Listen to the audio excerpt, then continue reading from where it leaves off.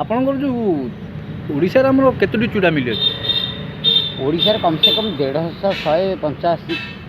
ଆପଣଙ୍କର ହଁ, କେତେ ଶ୍ରମିକ ଆପଣଙ୍କର ନିଯୁକ୍ତି ଅଛନ୍ତି?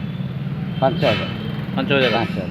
ଆଉ ଜର୍ମାନୀରେ ଯେଉଁ ଚୁଡ଼ା ମିଲ୍ଟି କରିଛନ୍ତି ସେଠି ଜର୍ମାନୀରେ ଯେଉଁଟା କରିଛନ୍ତି ସେଇଟା ସେଥିରେ ମଲ୍ଲି ସେ ଚୁଡ଼ାରେ ଚୁଡ଼ା ଭର୍ତ୍ତି ହେଉଛି, ଅଣ୍ଡା ବାହାରୁଛି। ଚୁଡ଼ା ଏପଟକୁ ଯାଉଛି, ସେପଟୁ ଅଣ୍ଡା ବାହାରୁଛି। ଅଣ୍ଡା ବାହାରୁଛି। ଆଚ୍ଛା, ସେ ଅଣ୍ଡା ଖାଇବା ଦ୍ୱାରା କ'ଣ ଲୋକ ସେ କିଛି ଖରାପ ନାହିଁ, କିନ୍ତୁ ଆମକୁ ଅଣ୍ଡାର ଅଂଶ କିଛି ଦେବାକୁ ପଡ଼ୁଛି, ନହେଲେ ଅଣ୍ଡା ହେଇପାରିବନି ନା। ଅଣ୍ଡା ହେଇପାରିବନି। ଏ ଯେଉଁ ମେଡ଼ିକାଲରେ ଯେଉଁ ସପ୍ଲାଇ ପାଇଛନ୍ତି ଆପଣ ଚୁଡ଼ା ଲଗାଉଛନ୍ତି ଆପଣଙ୍କର, ସେଇଟା ହାର୍ନିଆ ପାଇଁ। ହେଁ ଫାଇଲେରିଆ ପ୍ଲସ୍ ହାର୍ନିଆ ଦୁଇଟାକ ଭଲ। ସେ ଚୁଡ଼ା ଖାଇବା ଦ୍ୱାରା କ'ଣ ହେଉଛି? ସେଇଟା ହାର୍ନିଆ ଭଲ ହେଉଛି। ହାର୍ନିଆ ଭଲ ହେଇଯାଉଛି। ଆଉ କ'ଣ କ'ଣ ରୋଗ ଭଲ ହେଉଛି? ଆଉ ଏଇ ଯେଉଁ ମଳକଣ୍ଟକ ତ ବିବାହ, ସେଥିରେ ପିଲାଙ୍କର ରାତି ଯେଉଁ ସ୍ୱପ୍ନ ଦୋଷରୁ ପରିସ୍ରା ହେଉଛି, ସେସବୁ ଭଲ ହେଉଛି। ସେ ଚୁଡ଼ା ଖାଇଲେ ସ୍ୱପ୍ନ ଦୋଷ ବି ଭଲ ହେଉଛି। ସ୍ୱପ୍ନ ଦୋଷ ବି ଭଲ ହେଉଛି, ମଳକଣ୍ଟକ ଭଲ ହେଇଯାଉଛି, ହାର୍ନିଆ ଫାଇଲେରିଆ ଏସବୁ ଭଲ ହେଉଛି ହଁ ହଁ ହଁ।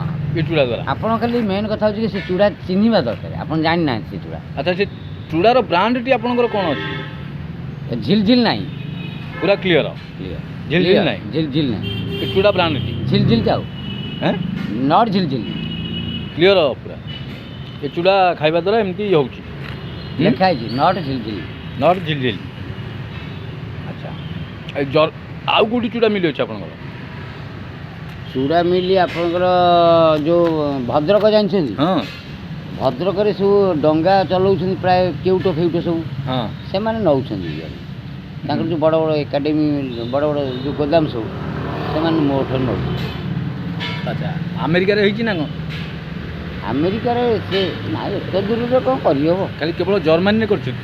ଜର୍ମାନୀରେ ସେଠି ଆମର ବନ୍ଧୁବାନ୍ଧବ ଅଛନ୍ତି ତ।